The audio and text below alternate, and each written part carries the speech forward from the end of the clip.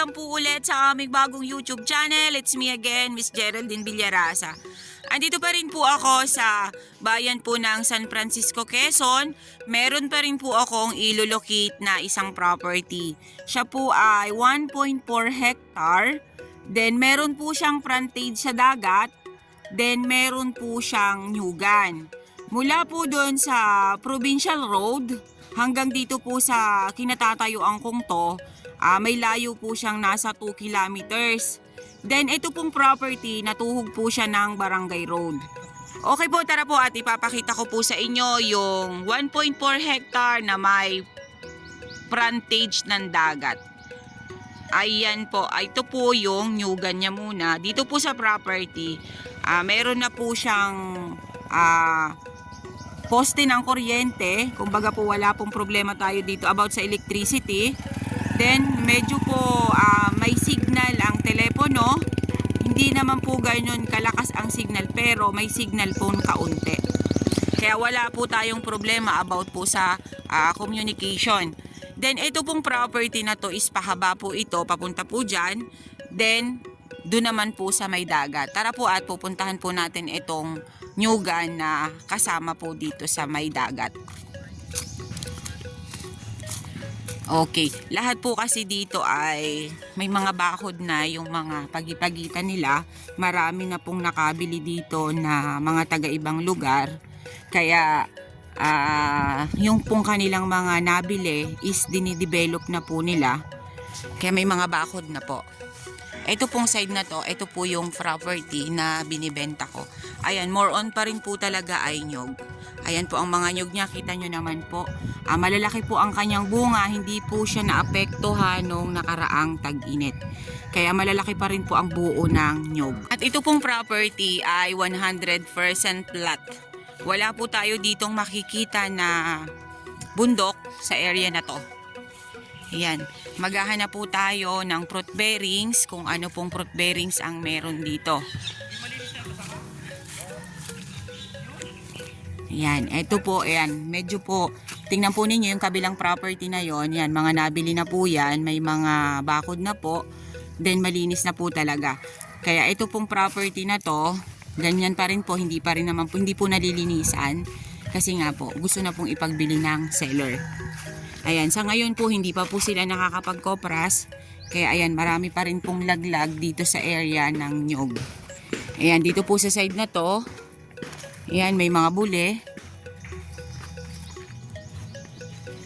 Ganyan, kasama pa rin po yan sa property. Ayan po, dito po sa likod, flat na flat pa rin po talaga siya.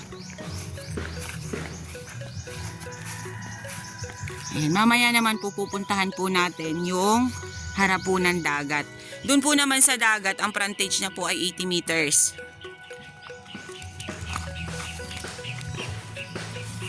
Ayan, ito po ang area. Yan pong kabilang side na yan, yan po ay sa kabilang property naman. Warren, kasama pa ba to? Itong malinis?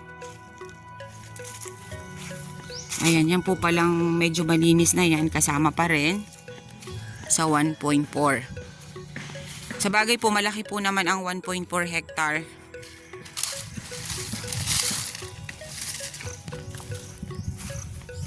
Napakarami po ng nyug niya.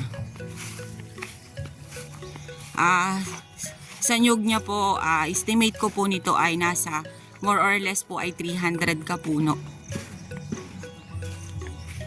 Ayan po, dun po sa side na yon, yung pong bulak ang pagitan po ay yun yung sa may kay Kuya Warren, yun po yung pagitan nila. Yung nyug po na yan na nakalinyada papunta doon. Yan po ang pagitan nila sa kabilang property. Opo. Then ito pong natutumbok na yun ng aking camera. Kasama pa rin po yan sa 1.4 hectare. Yan. Then ito po, ayan, dito po ito, papunta po ito ng kalsada. Ang kagandahan po kasi dito, gilid po mismo siya ng Barangay Road. Pero yung pong Barangay Road na papunta po dito sa area ay rough and cemented road pa lang po siya. Pero syempre, di-develop po ito kasi dito po kasi yung pinakang tourist spot nila. Ayan, tara na kuya, dun tayo sa beach. Dun po tayo sa dagat, pupuntahan po natin yung dagat. Yan po, yung pong nyug dito, more or less po ito is 300 kapuno. 100% lot po yung property. Wala po akong nakitang fruit bearings or kaya ay mga kahoy na matitigas. Wala po. More on po ay nyog.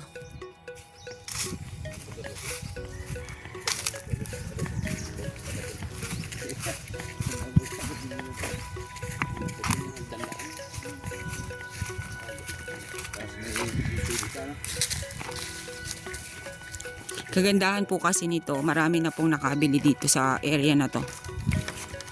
Kaya marami na pong mga kabahayan talaga dito sa lugar na to.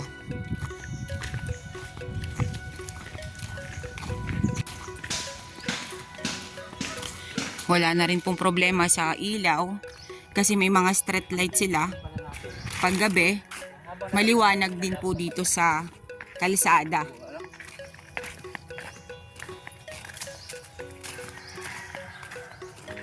Ayan. Ito pong nakalinyada na to ng nyog, yan po yung pagitan nila.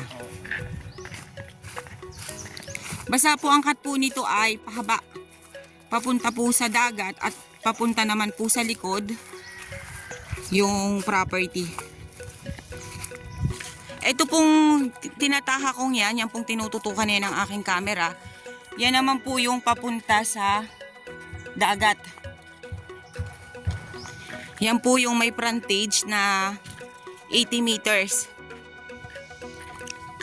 Yan, dito naman po sa side na to, yan. Mga kahoy gubat lang naman po siya. Then itong side na to, ayan, may mga nyug pa rin po siya na nagtatayugan. Then ang lalaki pa rin po ng buo niya.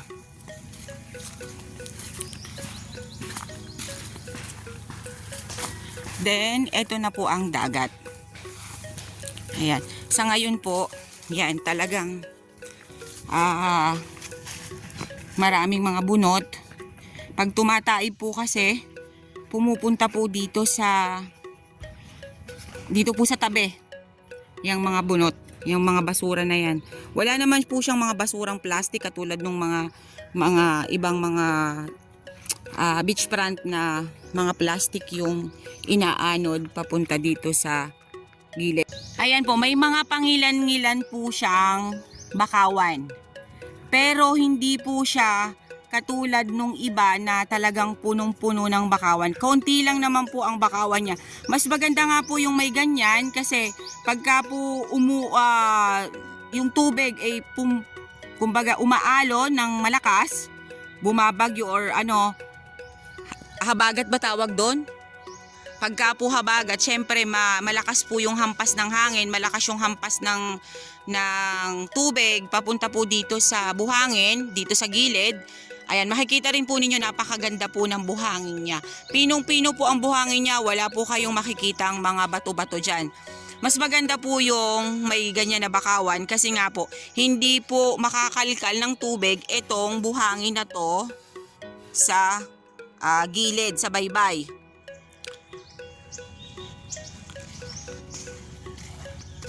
Ayan po siya. Basta po yung banggit ko sa inyo kanina, 80 meters po ang frontage niya po dito sa dagat. Ayan po, may tubig po ngayon. Napakaganda po ng dagat dito sa San Francisco, Quezon. Ang linis po ng tubig niya. Yan dyan sa kabilang niya. Napakalinis po ng tubig niya. Pwede po kayo dyang, ano ba yung tawag doon? Yung fish cave ba yon? Pwede po kayong maglagay ng fish cage dito. Kasi dito po sa San Francisco, Quezon, nandito po ang pinakang main ng sa pangingisda. Dito po sa San Francisco. Kaya pwede po kayong maglagay ng fish cage dyan. O di pang negosyo na po ninyo. every day, pwede po kayong mag-harvest ng isda. Kasi pumapasok po yun doon sa lambat. Yung about po sa buhangin, napakaganda po ng buhangin niya. Wala po akong masasabi. Kasi ma-brown-brown po siya na pino.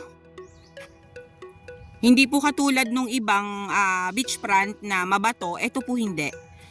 Pinong-pino po talaga ang buhangin niya. Dito po ito pong hawa na to, kasama pa rin po ito sa property. Kumbaga ito lang pong kabilang side na yan po lang yung may bakawan.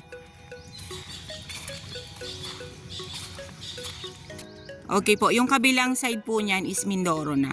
Pagtawid po natin dito sa dagat na to, sunod po niyan is Mindoro. Ayan, makikita naman po ninyo yung bakawan, hindi po siya ganun ka dami.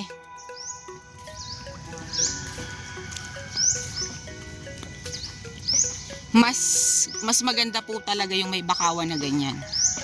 Ito po ay kunting linis lang, kunting develop lang. Ang ganda na po ng property na to. Pwede din po kayo doon sa likod. Kasi yung nakita ko po kanina doon sa dinaanan namin, ginagawa po nilang, ano ba yon? May resort doon, di ba? Ginawa po nilang resort. Then meron po silang frontage sa dagat, tapos meron po silang swimming pool sa likod. Yun po yung nakita ko kanina doon sa mga dinaanan namin, papunta po dito sa property. Kaya napakaganda po nitong i-develop. Ang property naman po, nadidevelop siya. Mas maganda pong bumili ng property na kahit hindi po kagandahan yung property, pero maayos po ang documents. Kasi yung pong property na papaganda, ang documents po, pag mahirap po ang documents, medyo po mahihirapan tayo sa pagta-transfer o sa paglalakad. Ito po, maayos po ang dokumento ng property na to. Okay guys, sabihin nyo na po ang property namin. Dito po ito sa San Francisco, Quezon. 1.4 hectare along Barangay Road. Meron po siyang source of electricity. Meron po siyang signal ng telepono. More or less po ay 300 kapuno na nyog. May frontage po siya sa dagat. 80 meters po ang lapad niya po dito sa dagat. Then ang buhangin niya po ayan, mapino na ma-brown-brown po siya.